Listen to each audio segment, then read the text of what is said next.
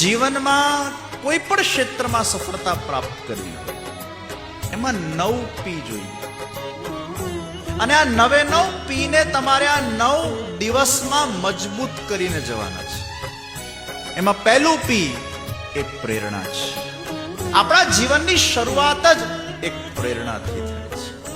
તમારું જન્મ કઈ રીતે થયું એના પાછળ પણ પ્રેરણા હતી. બુદ્ધિ પ્રેરક કૃષ્ણસ્ય પાદ પદ્મમ प्रसीद. भगवान ही हमारी बुद्धि को प्रेरणा देते हैं. ક્યારેક આપણે આમ આંખ બંધ કરેલા હોઈએ, જપ કરતા હોઈએ, ધ્યાન કરતા હોઈએ, પ્રભુની સેવામાં તલ્લીન થઈ જતા હોઈએ અને અચાનક તમારા મનમાં કે હૃદયમાં કોઈક વિચાર પેદા થઈ જાય.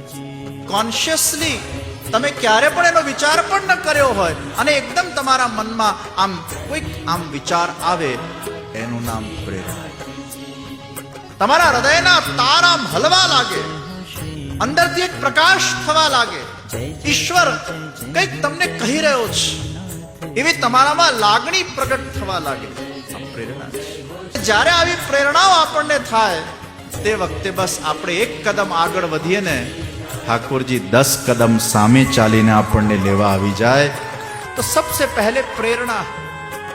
કોઈ પણ કાર્ય કરવાની તમને પ્રેરણા થાય, પણ યાદ રાખજો જ્યારે કોઈ સારી પ્રેરણા થાય ને ત્યારે વિશ્વાસ રાખજો પોતાના જાત પર અને પ્રભુ પર.